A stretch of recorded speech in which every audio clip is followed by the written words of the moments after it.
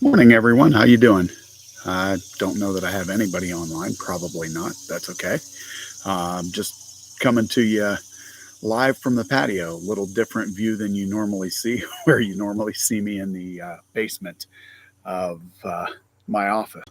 And just came to you live real quick just to let you know that there may be some upcoming changes to the channel.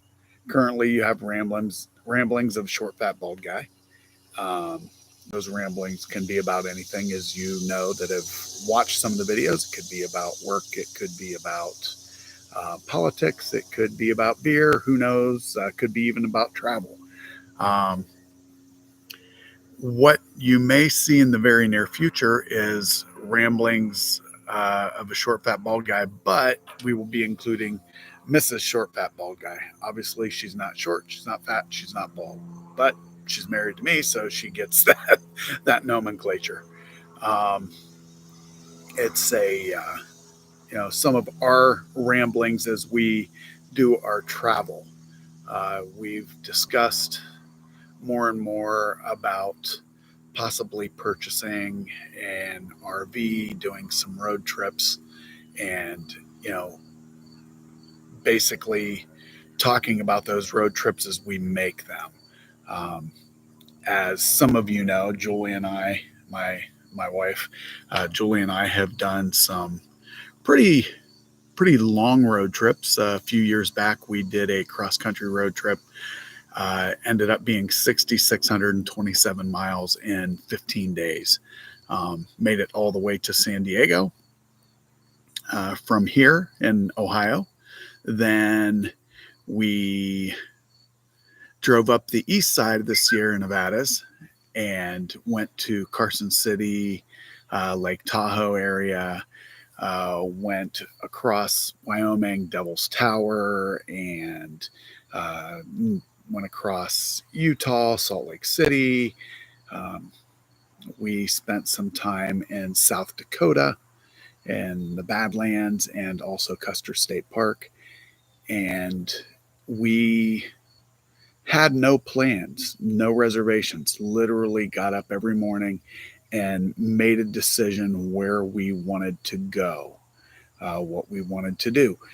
Pulled out the old time road atlas and, just looked, okay, this is where we're at. What's in this area? And we would look around and see what there was that we might want to see. We didn't do GPS. We didn't get on our phones and search things out from that point forward until we got close to the time that we wanted to stop for the day. At that point, we would stop, or we would get on our phones and we would do GPS. We'd look for hotels in the area where we were. Um, we weren't looking for expensive hotels. We just wanted hotels that were clean. It was a place to sleep. Uh, and a bit of advice I can give you if you're doing that type of travel: don't book a hotel based on the price you see online when you're looking on your phone or your laptop, your computer, whatever. We every time we stopped, I would go in and ask what the best deal was that they could give us. Other than in San Diego, the most expensive hotel that we had in the 15 days was $70. Um, and those were not even close to what the published prices were on Expedia or on hotels.com, all that, much lower than the prices that they had there. And, you know, I got to be honest, and I know Mrs. Beer and Ale Traveler, or Mrs. Beer and Ale Traveler, Mrs. Ramblings of a Short Fat Bald Guy. She's got several different names, but Julie would agree that it was one of our best vacations. Truly, with no plans, no set destination other than the West Coast. We wanted to make it to the West Coast. We drove across Route 66. Just had a good time of it. Um, and I highly recommend it if you've got a vehicle that you feel safe that you can do something like that. Absolutely, you got to do it at least once, because it will give you a real feeling for how big our country is. We drove sometimes miles and miles and miles and never saw another car. We drove across the loneliest highway across Nevada. And I mean, we truly could see 20 miles in the distance, no vehicles anywhere, no people, nothing. So you always wanted to be,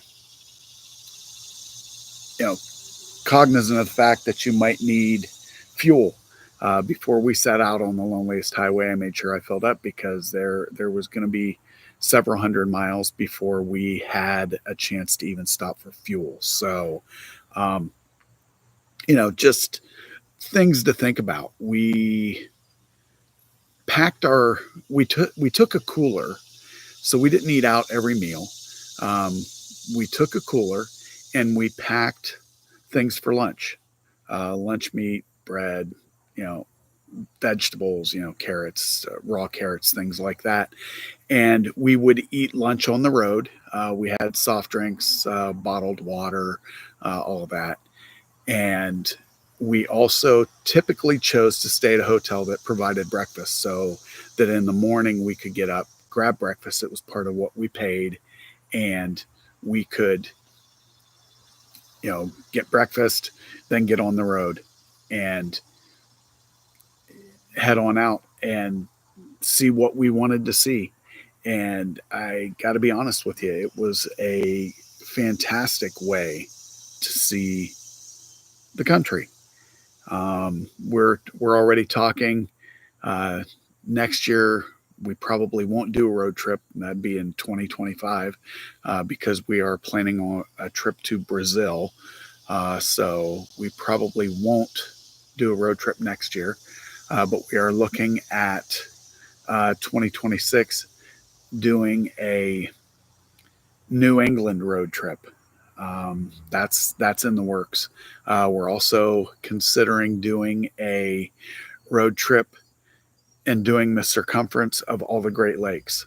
Uh, starting here in Ohio, going up to Cleveland, going west, and going around all of the Great Lakes up into Canada, then driving out the St. Lawrence Seaway um, to the to Nova Scotia, areas like that, crossing back over, just hang out in the Maritimes for a bit, and then crossing back over and come back down, and through the would be the south shore of the St. Lawrence Seaway and the Finger Lake region, and just things to see and do.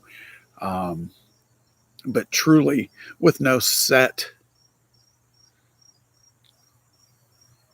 goals other than obviously to get back to where we started from whenever the time is there for us to be back home.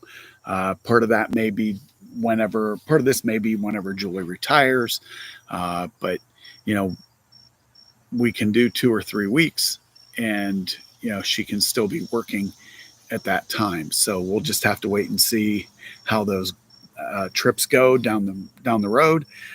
Question for you, if you are not watching this live but watching the review whenever it shows up online, would you be interested in hearing about trips that are not road trips that we take? Just let me know, and we'll talk to you later. Have a good one.